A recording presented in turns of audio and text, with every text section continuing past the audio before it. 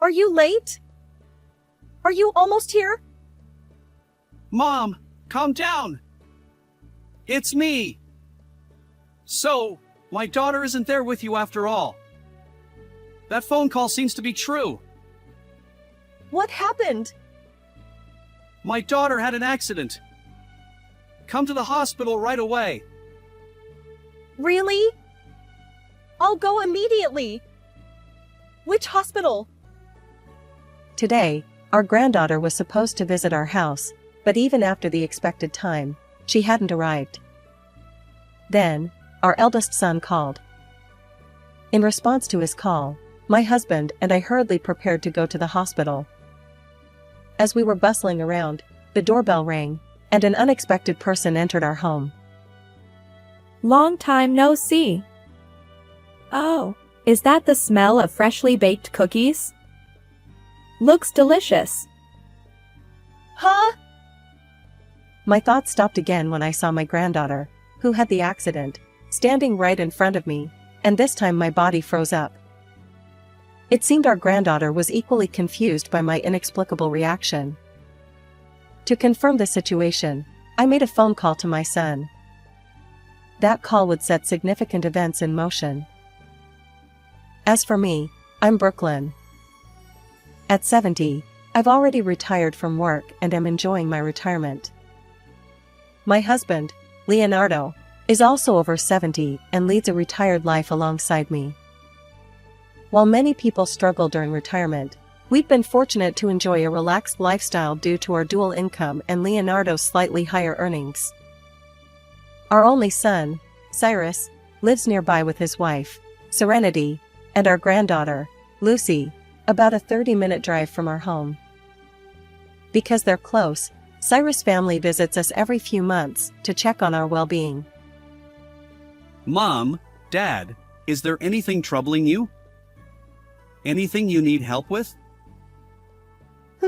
Not really. I looked up and crossed my arms, desperately trying to think of something. It wasn't that I was holding back from Cyrus. There genuinely wasn't anything bothering us or any specific tasks we needed help with.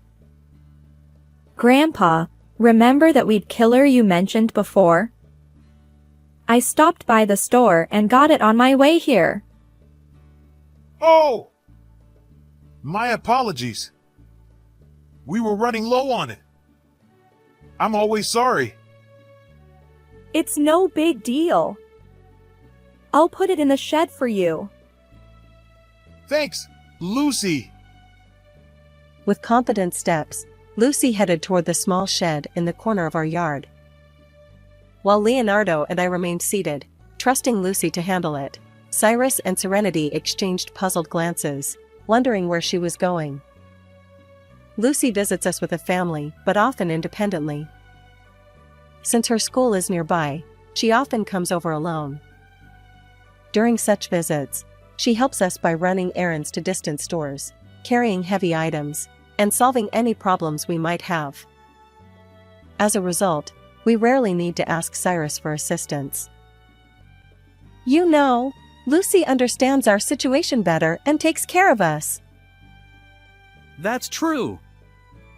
I don't have the same insight.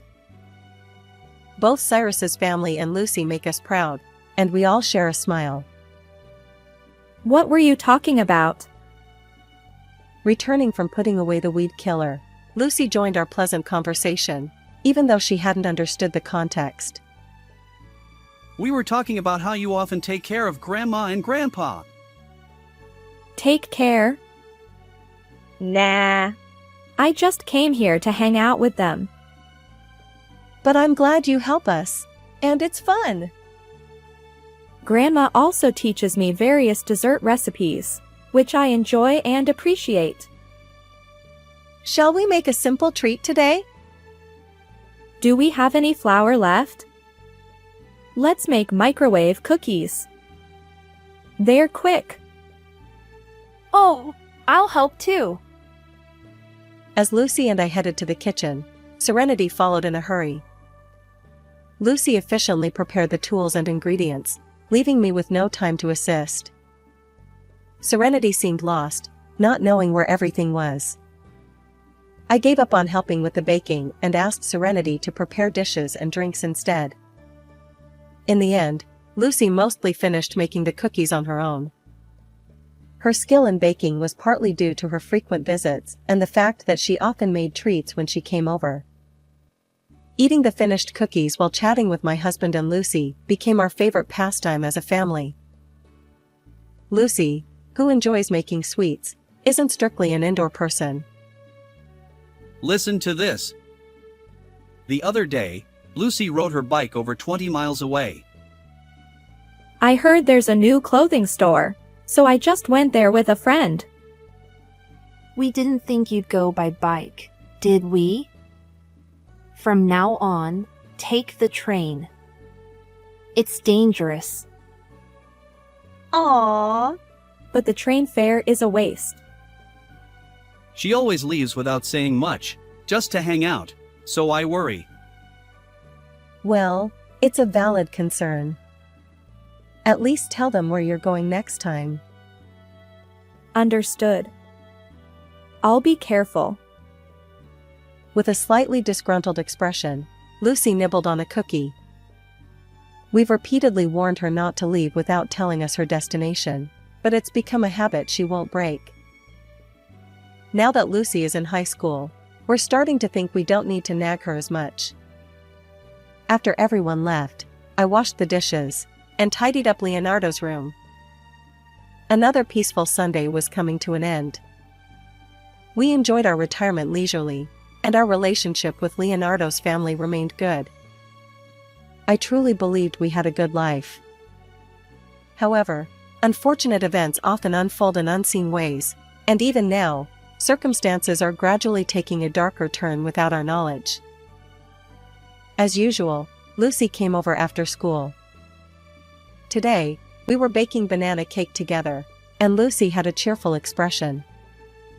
But for someone who's lived 70 years like me, it's easy to see through a 16-year-old's forced smile. What's wrong? Is something bothering you?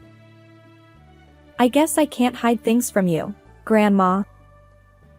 My words made Lucy pause while mixing the ingredients, her joyful expression fading into sudden anxiety. Actually, I've noticed something odd about Mom lately. Serenity?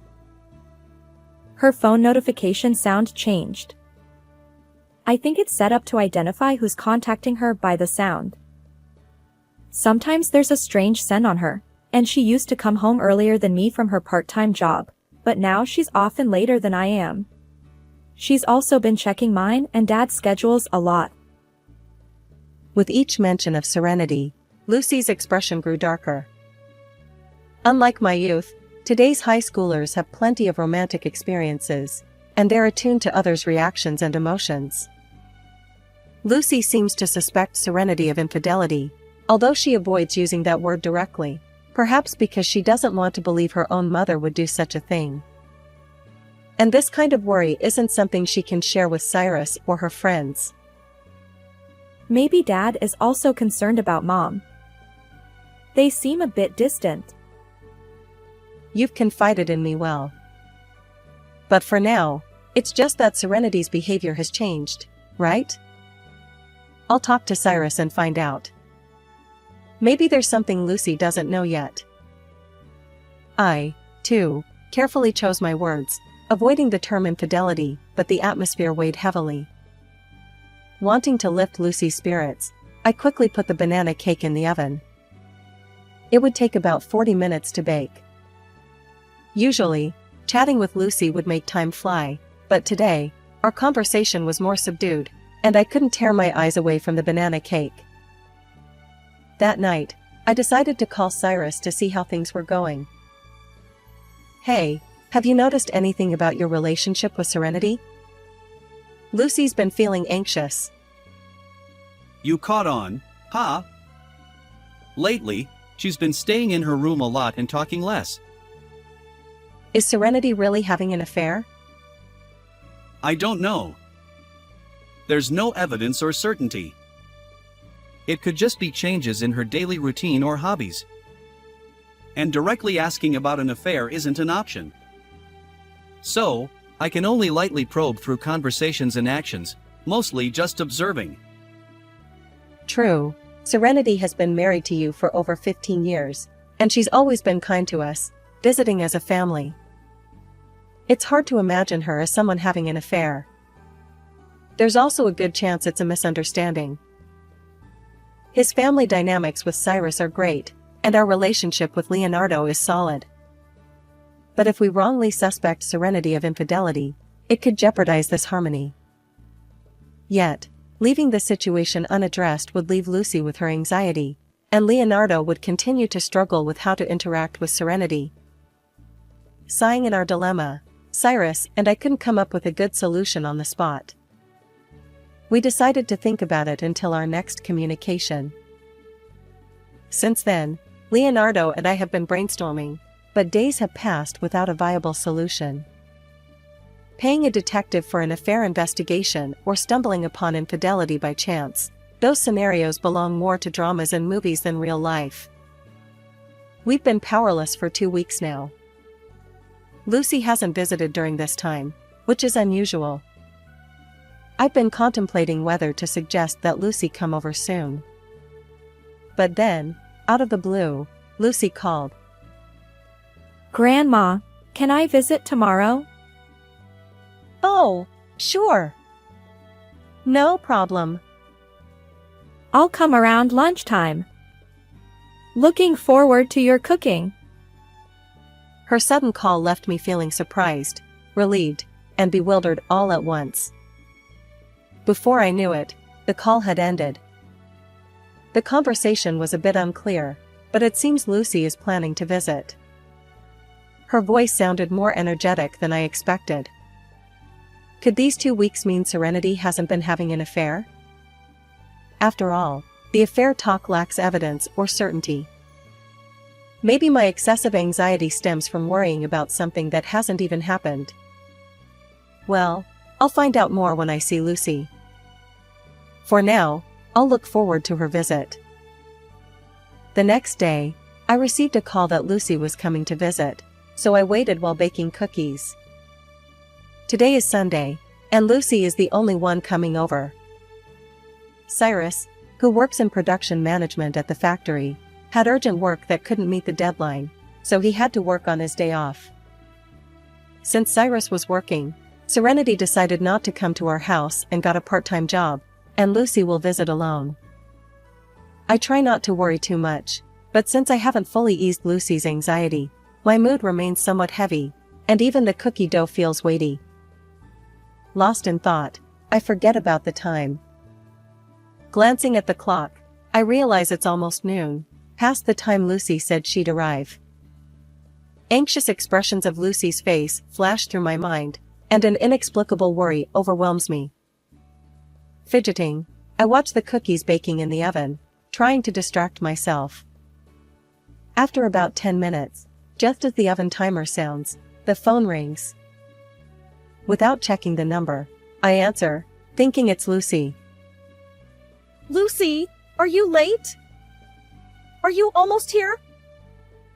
But it's Cyrus on the other end. Mom, calm down. It's me. Disappointed that it's not Lucy, I manage to regain some composure. I notice Cyrus sounds frantic. So, Lucy didn't make it there after all. Looks like the call was real. What happened? Lucy had an accident. Come to the hospital right away. Huh? The worry I've been feeling becomes reality, and I feel like my thoughts and soul are escaping my body. Mom, pull yourself together. Come to the hospital. I'm on my way too. I'll be right there. Which hospital? Yelled at by Cyrus, I snapped out of my daze. After hanging up, I explained the situation to Leonardo. As we hurriedly prepare to go to the hospital together, the intercom buzzes. Irritated by the untimely visitor, I prioritize getting ready to leave. The door opens with a clatter. Lucy always rings the intercom once to let us know she's arrived. The way into this house belongs to Lucy. Long time no see. Oh, is that the smell of freshly baked cookies? Looks delicious. Huh? What's wrong? Lucy, who I heard that she had an accident, stands before me, and once again, my thoughts freeze. This time, my body too. Lucy seems equally confused by my reaction. Our world stands still. Leonardo breaks the silence. Isn't that Lucy? Weren't you in an accident? Exactly. Why are you here? Accident? What are you talking about? I was late. But I just took the train because Dad told me not to ride my bike too far. Missed a connection, that's all. I thought you had an accident because you were late. Cyrus called earlier, saying you were at the hospital. Huh? Dad did? As Lucy and I remain frozen, Leonardo speaks up, and our world starts moving again. It's a confusing situation, but one thing is certain, Lucy isn't injured. I slump down suddenly, my knees giving way. You really aren't hurt anywhere? No, I'm not. So what's this about an accident? Honestly, I don't even know. Wait a moment. I need to contact Cyrus to sort this out. I decided to call Cyrus to understand the situation better. It's been a while, so maybe there's been some progress on his end. Gathering my strength, I head toward the phone. This confirmation call is about to change everything. When I called, Cyrus answered instantly. Mom, it might sound confusing, but listen carefully. I'm at the hospital now, and they say there's no one brought in due to an accident. We even contacted nearby hospitals, and it's the same. No accident victims. Just calm down and listen. Lucy is at my home. She's perfectly fine. No injuries. I see. Now we can confirm Lucy's safety. But what does this mean? The call came from Serenity at the hospital. She received a call saying Lucy was taken to the hospital due to an accident. So, Serenity rushed out from home, and on her way, she met me, also returning from work, and we both came to the hospital. But now there's speculation that the call might have been a prank. Was the call from the hospital itself? No, it was from a mobile number. Emergency responders sometimes use their phones, so it's not unusual. But when we tried calling back, no one answered. I see. So it was a prank. However, something seems suspicious. Mom, there's something I need your help with. Is that okay? Cyrus lowers his voice, likely discussing something he doesn't want Serenity to hear. After hearing Cyrus out, I hung up the phone and quickly took action. An hour later, I was in Cyrus's living room, applying a bandage to my scraped elbow. It stung a little. Mom, are you here? I'm in the living room. It seemed Cyrus had returned. We conversed loudly from separate corners of the entryway and living room. As he realized I was in the living room, their footsteps approached. Mom, are you okay? Did you get hurt? I'm fine. Just a minor scrape. Cyrus guided Serenity into the living room, holding her arm to prevent her from escaping. Looks like my hunch was right. Serenity, please sit down here. Let's talk. I tapped the sofa in the living room, urging Serenity to take a seat. Once she settled, Cyrus and I sat across from her. Serenity seemed desperate, perhaps concocting excuses. She stared at the empty table in front of her. Since silence wouldn't lead us anywhere, I decided to review today's events in chronological order. You were supposed to work today, Serenity, while Cyrus had to go in for overtime. Did you go to your part-time job? No, I didn't. I lied about having work today. After Cyrus left for work, Lucy went out to play, right? So, what were you doing when you didn't have work? I went shopping alone. You're lying. I maintained a low, stern tone, exerting pressure on Serenity. She seemed intimidated by my voice and gaze, shrinking slightly. Until now, there had been no evidence or certainty about her affair. Even now, there was no concrete proof. But I had conviction, so I decided to keep pressing until she confessed. Serenity, weren't you home alone with your lover? That's absurd. Serenity, who had been looking down, raised her head and firmly denied my words. We could easily verify whether she'd gone to her part-time job, but investigating her affair partner wasn't straightforward. Serenity quickly assessed what she should admit and what she shouldn't. It required sharp thinking to navigate this situation. If we let our guard down, she could easily slip away, so I had to be cautious about the flow of conversation and my choice of words. And today, Lucy went out to play, right? But Cyrus finished work earlier than expected. Yeah, there was a miscommunication between sales and a client. So, my work ended sooner than planned. I was supposed to be home by evening, but I finished around noon. I messaged Serenity to ask if she needed anything on my way home, but she didn't reply, so I came straight back. Serenity probably noticed your message when you were already close to home, right?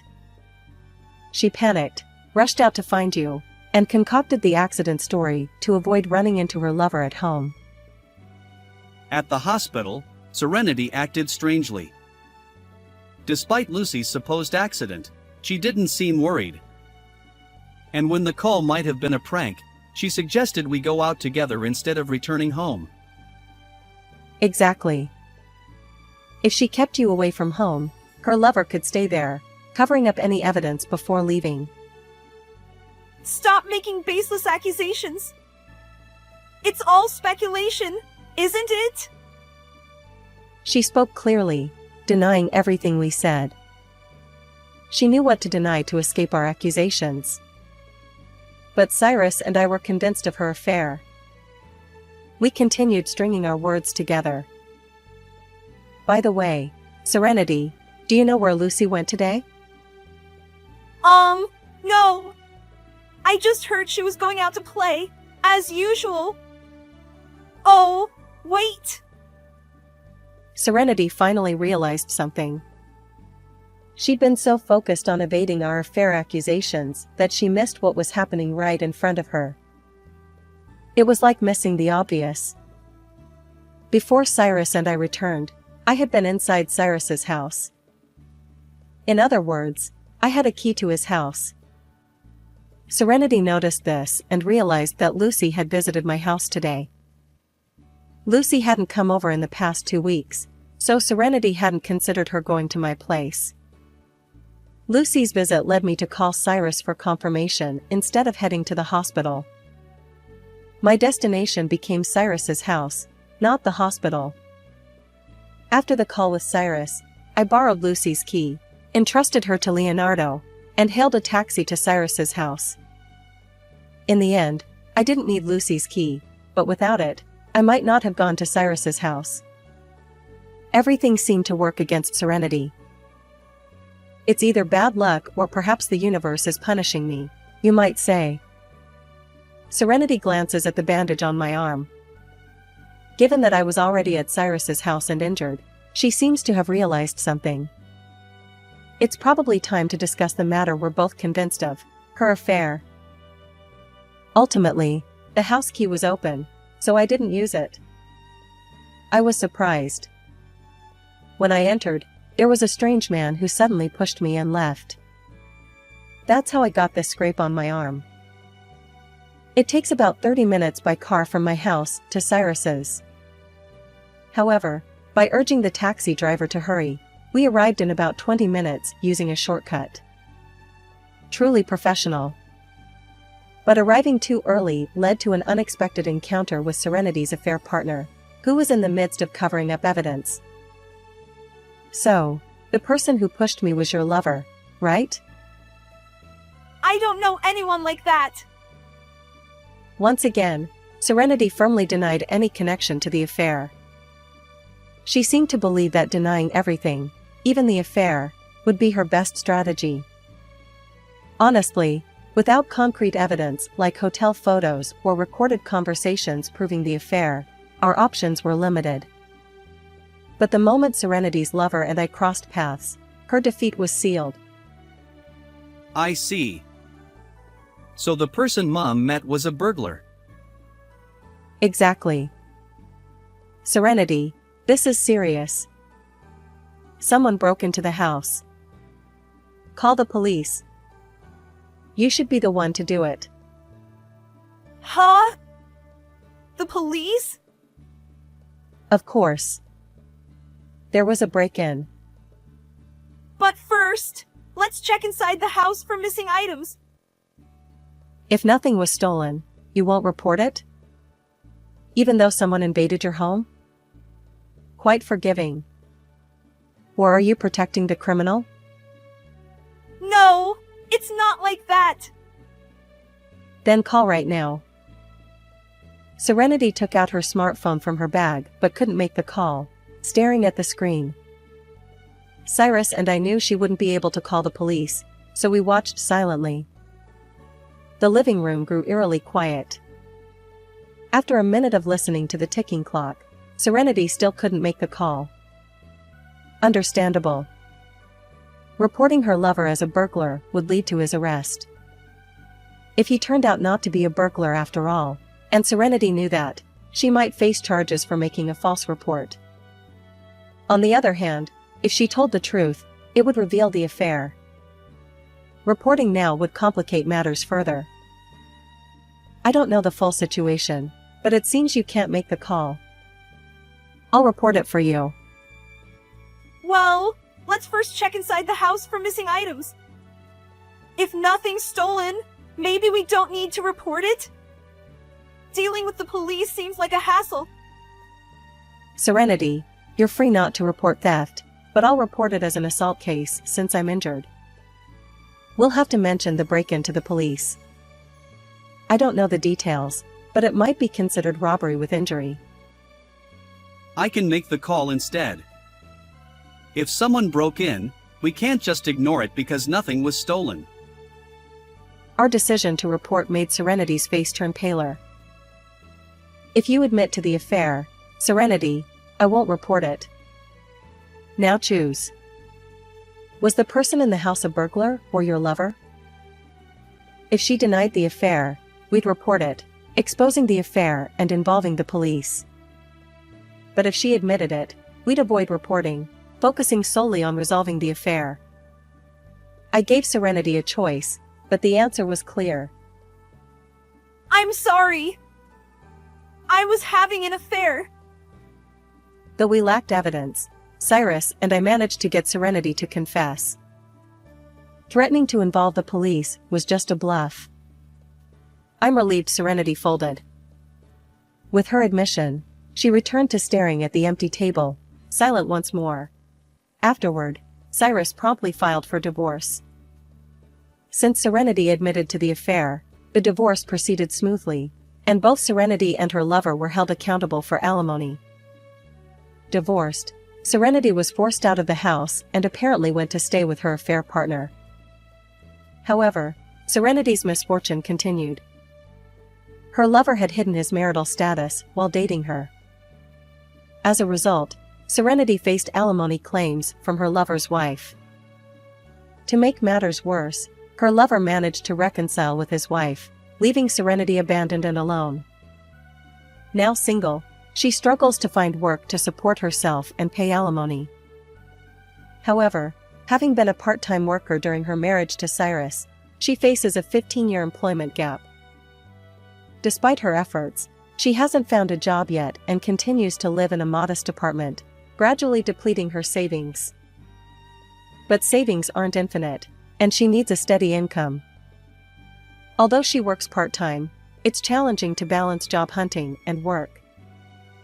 Caught in this financial quagmire, she remains stuck. Let's hope she finds a job soon. Interestingly, Lucy wasn't as shocked as I expected when she learned about her mother's affair. Lucy said, "I'd been feeling uneasy not knowing for sure about the affair. It's a relief that it's clear now. Otherwise, Dad would be the one to suffer. Having a wife who might be having an affair all the time. How unfair." While I thought Lucy would be more distressed, it seems her perspective differs. Perhaps our generational differences influence our views. Regardless, wrongdoing remains wrongdoing, even if it involves a parent. Lucy seems adept at compartmentalizing things. She was initially shocked when her parents divorced, but now she's regained her spirits. Today, Lucy is coming over as usual. I need to prepare the ingredients for pudding before she arrives. Hello, everyone. This is your narrator, Sarah. Well, what can I say? It's a bit naive or perhaps a tangled web of cover-ups that ultimately led to exposure. It's hard to put into words. What are your thoughts? Feel free to share in the comments. And if you enjoyed this video, please consider giving it a thumbs up and subscribing to the channel. Thank you for watching until the end. See you in the next video.